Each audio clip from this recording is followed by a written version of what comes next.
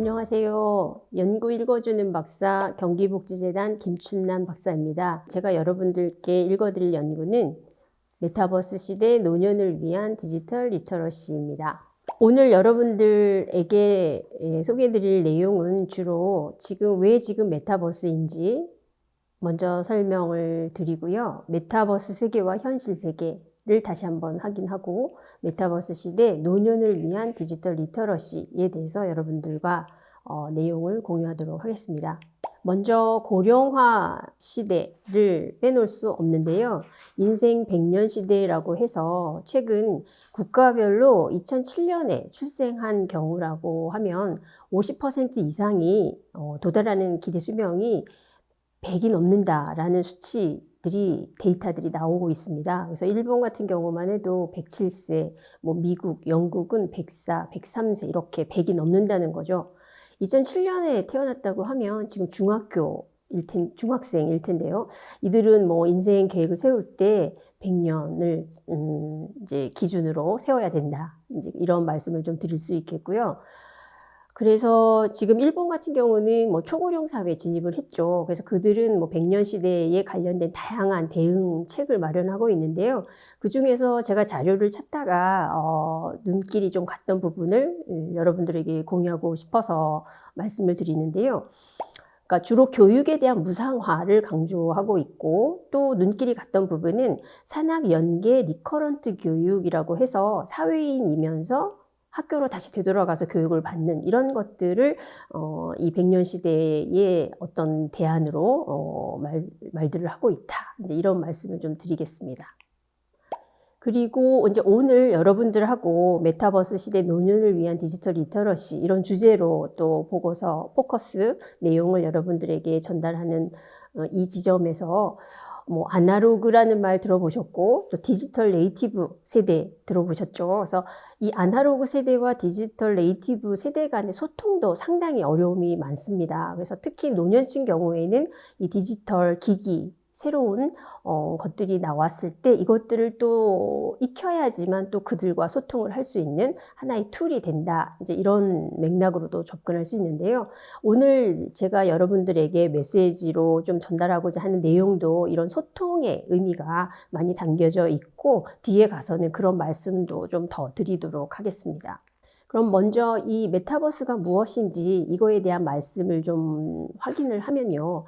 이 메타버스는 이제 이미 있었던 중심어인데 코로나19로 일상이 비대면으로 이제 전환되면서 관심이 재부상됐다. 이렇게 인식을 해주시면 좋을 것 같습니다. 그리고 이미 2018년 유네스코에서는 이 디지털 리터러시에 대한 정의가 내려져 있고요. 좀 그 개념을 살펴보면 디지털 이 정보 처리, 인출 이런 단편적인 대응에서 이제는 정보에 대한 안전, 접근, 관리, 의사소통, 평가에 이르는 보다 넓고 적극적인 개념으로 변화하고 있다는 거죠. 하지만 이제 이런 노년층을 위한 디지털 역량 강화 프로그램, 교육 프로그램들은 이제 간간히 이루어지고는 있는데 이 노년층을 위한 일상생활 편의를 위한 디지털 생활 관련된 내용은 여전히 미미하다라는 상황입니다. 그래서 이런 부분도 저희가 뒤에서 조금 더 소개를 하고 있습니다. 그래서 여기에서 이제 여러분들께 조금 강조하고 싶은 것은요. 노년층에 대한 이 디지털 리터러시 향상을 위한 지원 방안이 상당히 필요하다. 이제 이런 말씀을 드리는데, 특히 포인트는 말하기를 다시 배워야 하는 세상이 도래했기 때문에 노년층 당사자들도 이 소통의 도구로서 이 디지털 기기를 활용하는 방법을 습득하는데 적극적으로 참여해야 되겠다. 이런 이제 메시지를 드리고 싶습니다. 그래서 이제 저희가 이 메타버스라는 것은 이제 작년에 정말 핫한 이슈였죠. 그래서 한국만이 아니라 세계적으로도 아주 관심이 많았었는데요. 특히 마크 저커버그 이분이 관심을 가지면서 더 주목을 받았던 것이죠. 그래서 페이스북 지금은 메타로 이름 바꿨죠. 이들이 이 메타버스가 과거에는 단지 게임이나 몰입형 엔터테인먼트를 즐기는 공간이었다라고 하면 지금은 사람들이 생활하고 또 일하는 공간으로 바뀔 것이다 라고 예측을 하기 때문에 더 관심이 집중되었다라고 볼 수가 있습니다. 그리고 더 가속화된 것이라고 하면은 이제 코로나19로 인해서 이 언택트 소통이 일상화되면서 더 강조가 되었는데요. 예를 들어서 뭐 유료 콘서트를 이제 메타버스 공간 안에서 한다거나 아니면 뭐 학교 입학식, 뭐 졸업식 이런 것들을 이런 언택트를 통한 이 메타버스 공간 안에서 하면서 더 활용도가 높아졌다라는 것들을 저희가 접할 수가 있습니다. 저희가 이제 메타버스에 대한 개념, 종류 이런 부분도 상당히 많이 소개가 되어 있는데요. 이미 아시고 계시겠지만 한번 확인을 하고 넘어가도록 하겠습니다. 이 메타버스, 메타라는 거는 초월, 그 이상이란 뜻이고요. 유니버스, 이게 합쳐져서 메타버스, 초월 세계, 저희가 이렇게 번역을 하고 있습니다. 그래서 특히 이 메타버스라는 용어가 저도 이제 공부를 하면서 살펴본 바에 의하면 92년도에 이 스노우 크러쉬라는 소설 속에서 피자 배달원이 이 가상 공간, 메타버스와 현실 세계를 왔다 갔다 하면서 이제 이야기가 전개되는 그런 소설 속에서 이 메타버스라는 용어가 처음 등장을 했다라고 합니다. 그리고 이제 이 메타버스가 상당히 종류도 또 개념도 설명되어 있는 것들이 상당히 많은데요. 저도 이제 책자들을 살펴보면서 좀 선명하고 아주 간략하게 여러분들에게 좀 전달을 하고자 오늘 말씀을 좀 드리면 먼저 크게 4가지로 설명을 드릴 수가 있습니다. 그래서 이 메타버스 중에서 라이프 로깅 첫 번째로 이 라이프 로깅이라고 하면 이 부분은 여러분들이 우리의 삶 속의 기록을 뭐 텍스트나 영상을 통해서 다양하게 공유하는 것으로서 이미 우리들 삶 속에 들어와 있다라고 보시면 좋겠습니다. 그리고 이제 가상세계라고 하면 이제 이 부분이 정말 그 놀이수단으로서의 메타버스인데요. 뭐 디지털 네이티브라고 하는 이들은 그러니까 그들은 정말 여기에서 놀고 있는 거죠. 그래서 저도 이걸 정리하고 또 공부하면서 제페토인가요? 네, 저도 들어가 봤어요. 들어가 봤는데 정말 그 뭐 옷도 사야 되고 신발도 사야 되고 가방도 사야 되고 할 일이 많더라고요. 그래서 재밌겠구나, 뭐 재밌구나 이런 생각을 했었습니다. 그래서 정말 이 가상 세계가 이런 그 게임 공간으로서 뭐 스마트폰이나 컴퓨터 안의 게임 이런 부분들을 연상을 하시면 좋을 것 같고요. 이것도 이미 저희의 삶 속에 들어와 있습니다. 그리고 이제 3번째로 거울 세계인데요. 거울 세계는 현실 세계를 거울에 비추듯이 해서 이 메타버스 공간 안에서 또 다른 공간을 경험하는 이런 맥락으로 이해하시면 좋을 텐데요. 이미 이것도 저희 삶 속에 들어와 있죠. 뭐 내비게이션이나 티맵 이런 것들 이미 들어와 있습니다. 그리고 이제 마지막으로 증강현실인데요. 증강현실 이 부분은 이제 정말 이제 제 언어로 표현을 한다면 그 고글 같은 거를 쓰고 이제 체험하는 그런 공간인데 현실 위에 가상의 이미지를 더 씌워서 판타지적인 그런 경험을 하는 뭐 이런 맥락으로 이해를 하시면 좋을 것 같아요. 그래서 이 증강현실이라고 하면 과학자들은 이미 저희의 물리적인 세계하고 거의 유사한, 흡사한 이 그러니까 증강현실이 조만간 이루어질 거다라고 이제 장담을 하는 과학자들이 상당히 있는데요.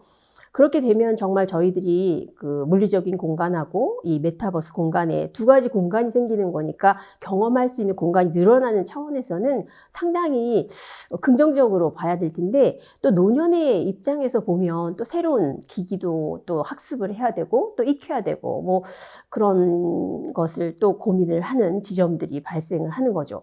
그래서 저희가 이제 이런 메타버스 개념 종류에 대해서는 크게 이렇게 4가지로 구분을 하고 있는데요. 그러니까 여러분들이 적어도 이 정도는 확인을 해 주시면 좋겠다. 이제 이런 말씀을 드립니다. 그리고 저희가 이제 전국 노인 실태조사에서도 노인의 정보와 실태를 좀 살펴보았는데요. 노인의 56%, 그러니까 반수 이상이 스마트폰은 보유를 하고 계십니다. 하지만 문자 받는 거는 어느 정도 받으시는데 또 보내는 건 어느 하세요. 뭐 이런 것들이 나타나고 있죠. 경기도에 있는 노인복지관을 대상으로 온라인에 이제 등재되어 있는 그 디지털 리터러시 관련된 교육 프로그램명을 저희가 검색을 했습니다. 그래서 총 확인된 프로그램 수가 213개를 저희가 확인을 했어요. 그래서 그거를 이제 분류를 해 보았더니 주로 1, 2, 3위로 나와서 이제 교육명으로 나왔던 것들이 컴퓨터, 스마트폰 이런 것들에 대한 수준별 교육이 상당히 많았고요. 그리고 뭐 인터넷 뭐 이런 순서였어요. 그래서 저희들이 모두에 말씀드렸던 것처럼 이 디지털 기기를 활용하는 그 단순 교육 수준의 프로그램이 상당히 많이 있지만 실제적으로 일상생활에 필요한 일상생활의 편의를 위한 디지털 생활 관련 교육 과정은 여전히 미미한 상태다. 이런 것들을 저희가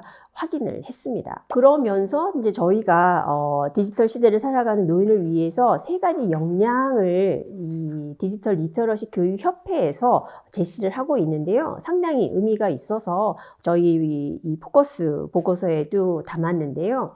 그러니까 크게 3가지 역량으로 꼽고 있는 거는 디지털을 잘 다루고 또 바르게 알고 옳게 쓸 수 있는 기본적인 디지털 역량이 상당히 중요하다. 이제 이런 것들을 그 디지털 리터러시 교육협회에서 제안을 하고 있습니다. 이제 저희가 그런 이제 역량을 갖추기 위해서 또 보고서에서 그러면 이제 어떤 형태의 지원들이 필요하고 어떤 제언들을 할 수 있을까라는 부분을 저희가 이제 검토를 해서 보고서에서 제시를 하고 있는데요. 첫 번째로 저희가 제시한 내용은 노년층 디지털 리터러시 향상을 위한 지원책 마련으로 제시를 했습니다. 여러 가지 교육 프로그램은 있었지만 일상생활에 필요한 정말 생활 편의를 위한 교육 프로그램까지는 여전히 미미한 수준이기 때문에 그런 교육 프로그램도 많이 제공을 해야 되는 부분, 그리고 노년층이 또 소통을 위해서도 이런 디지털 리터러시 향상을 위한 지원책이 필요하다라는 거를 저희가 제안을 했습니다. 그리고 2번째로 제안한 내용은 노년을 위한 디지털 시대의 그 3가지 역량 말씀드렸죠. 이 역량을 강화시킬 수 있는 교육 프로그램의 강화를 또 제안을 했습니다. 그래서 역시 뭐 디지털을 잘 다루는 기능적인 역량도 중요하고요. 또 바르게 아는 지식적인 역량도 중요하고요. 또 옳게 쓰는 태도적 역량도 중요합니다. 그래서 이런 부분을 포함한 3가지 역량을 중심으로 교육 프로그램도 향후 강화시켜야 될 필요성이 있다라는 것들을 저희가 제안을 했습니다.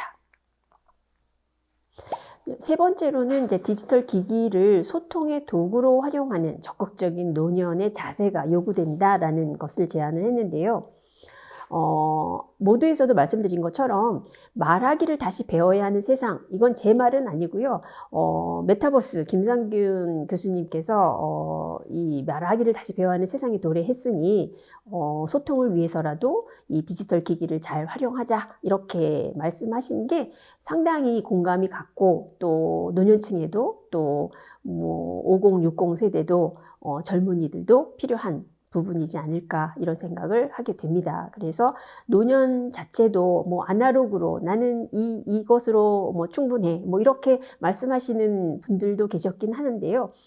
소통을 위한 사회와 관계를 계속적으로 지속하기 위해서는 적극적인 노년의 자세가 중요하다. 이제 이런 말씀을 드릴 수가 있겠습니다. 4번째로는 이제 디지털 전환 시대의 부정적인 측면, 그리고 이제 이런 부분을 또 인식을 하고 또 현실을 도피하는 수단이 되지 않도록 하는 유연한 대응도 중요하다라는 말을 저희가 4번째로 제언을 정리를 했는데요. 이제 이 부분에 있어서도 역시 이 이제 뭐 온라인 게임이나 어떤 이제 온라인 속에서 또 계속 그쪽에 빠져드는 이제 그런 부정적인 측면도 분명히 저희가 인식을 해야 되겠다, 이제 이런 말씀인데요. 이런 현실 도피 수단이나 중독, 이런 문제점들도 분명히 인지를 해야 되는 요 지점을 다시 한번 확인하자, 뭐 이런 맥락에서의 말씀을 드리고, 또 이 메타버스 안에서 또 지켜야 할 예절들도 있고 또 습득해서 또 실천을 해야 된다, 이제 이런 말씀을 드릴 수가 있는데요. 예를 들어서 제페토 같은 경우는 이제 정말 초등학생들이 상당히 거기에서 아주 놀이 공간으로서 활용을 한다라고 합니다. 그래서 조금 의식 있고 좀 앞서가는 노년층 몇 분 이제 이것은 전해 들은 이야기이긴 한데요. 이제 그분들이 제페토 안에 들어갔다고 해요. 그래서 같이 이제 소통을 하고자 하는 의지로. 그런데 또 아이러니하게도 이들이 거기 들어가서 또 꼰대 역할을 하셨다는 거예요. 그래서 또 제페토에 들어있던 초등학생들이 다 나가버렸다네요. 뭐 이런 식으로 또 온라인 속에서의 그 예절 교육, 이런 뭐 서로의 지킬 매너, 뭐 이런 것들도 상당히 중요하다. 꼭 습득하고 또 실천을 해야 된다. 이제 이런 말씀을 드릴 수가 있겠습니다. 네, 여기까지 이제 저희가 정책 제언으로 4가지 정도 말씀을 드렸고요. 이제 마무리하는 형태로 저희가 또 노년하면 교육을 또 뺄 수가 없습니다. 그리고 사회가 자꾸 변해가고 있기 때문에 이 교육, 학습 이런 부분은 저희가 놓아서는 안 되는 부분이어서 제가 또 책자를 또 이렇게 보면서 또 공부를 하면서 이 부분은 여러분들에게 공유하고 싶은 내용으로 보고서에는 담겨져 있지 않지만 짧게 조금 여러분들하고 소통하고자 말씀을 몇 가지만 드리도록 하겠습니다. 이제 향후 10년 정도면 저희가 예측할 수 있는 이제 그런 맥락에서의 제언들인데요. 이것도 메타버스 2를 쓰신 그 김상균 교수님께서 언급하신 내용인데 상당히 공감이 가서 여러분들께 공유 드립니다. 이제 교육하면 어디에도 없고 어디에나 있는 학교가 온다라고 이제 타이틀로 한 굉장히 많은 내용들을 이제 언급을 해주셨는데요. 그 중에서 몇 가지만 말씀을 좀 드리면 건물에는 경쟁력이 없다 이런 표현을 하셨어요. 그래서 정말 이 교육기관의 물리적인 인프라의 중요성이 점점 낮아질 거다. 이제 이렇게 예상을 하시는 거죠. 그러니까 메타버스 공간에 그 온라인 상에서의 교육할 수 있는 공간들이 지금도 이미 다양한 플랫폼이 이제 구성이 되어 있는 상태이기 때문에 건물에는 경쟁력이 없다. 이제 이런 표현을 하셨고요. 또 2번째로는 시간에 사람을 맞출 필요는 없다. 뭐 이런 표현도 하셨어요. 그래서 각자의 학습 성과를 중심으로 한 학습 여정 관리가 진화될 것으로 예상을 하셨죠. 그래서 이런 부분도 상당히 공감이 가는 내용이었고요. 또 3번째로 학습자가 배움의 중심으로 이런 표현도 하셨습니다. 그래서 이 부분은 학습자 각자가 가진 철학과 성향에 맞춰진 교육들을 이제 하게 되고요. 이제 메타버스가 고도화되면 이제 그 안에서 실현이 될 것으로 이제 예상이 된다는 거죠. 그래서 뭐 다양한 직업 그리고 또 뭐 사회적 역할을 체험할 수 있는 콘텐츠도 이제 증가할 것이고요. 그래서 개성을 발산하는 학습자들도 상당히 많아질 것으로 예상을 한다. 뭐 이미 동영상 뭐 유튜버 유명하신 분들도 상당히 있는데요. 노년층에서도 있습니다. 이제 이런 분들을 볼 때만 보아도 이미 뭐 개성을 발산하는 학습자가 이미 존재한다라는 생각이 들고요. 또 능동적으로 또 자신의 배움을 설계하는 하고 또 이끌어 갈 것이다라고 예상을 하는 거죠. 그래서 상당히 공감이 가는 부분이었고 또 이제 4번째로는 우리는 모두로부터 배운다 뭐 이런 표현들 그러니까 학습자하고 교수자의 경계가 이제 점점 희미해진다는 거죠. 그래서 이런 부분도 저희가 예측해 볼 수 있는 부분입니다. 그리고 5번째로는 이제 배움의 문턱이 낮아진다 뭐 이런 표현도 하셨는데요. 메타버스가 고도화된 세상에서는 학교가 모두에게 평생 열려있는 공간으로 이제 다가온다는 거죠. 그래서 이런 것들도 저희가 예측해 볼 수가 있다라는 말씀이고요. 이제 마지막으로 이제 가난한 이는 메타버스에서만 배운다라고 이제 퀘스천을 다뤄놨는데 이 부분도 저희가 정말 어쩔 수 없이 선택하는 것이 이 온라인 공간이라고 하면 또 조금 그늘진 뭐 이런 생각도 좀 살짝 하게 되는데 예를 들어서 원어민에게 어학을 배운다고 하면 원어민에게 직접 뭐 대면으로 어학을 배우는 게 가장 베스트일 것 같은데요. 만약에 경제적으로 그런 여건이 안 된다고 하면 요즘에 무료 공간도 상당히 많지 않습니까? 그래서 온라인 상에서 이제 어학을 습득을 한다고 하면 이런 부분은 정말 어쩔 수 없이 또 그런 상황에 처해지는 이제 여건이 되는 거죠. 뭐 이렇게 따지면 또 가난한 이는 메타버스에서만 배운다? 뭐 이런 또 생각을 또 해볼 수도 있는 또 예측해 볼 수 있지 않을까 이런 생각을 해보게 됩니다.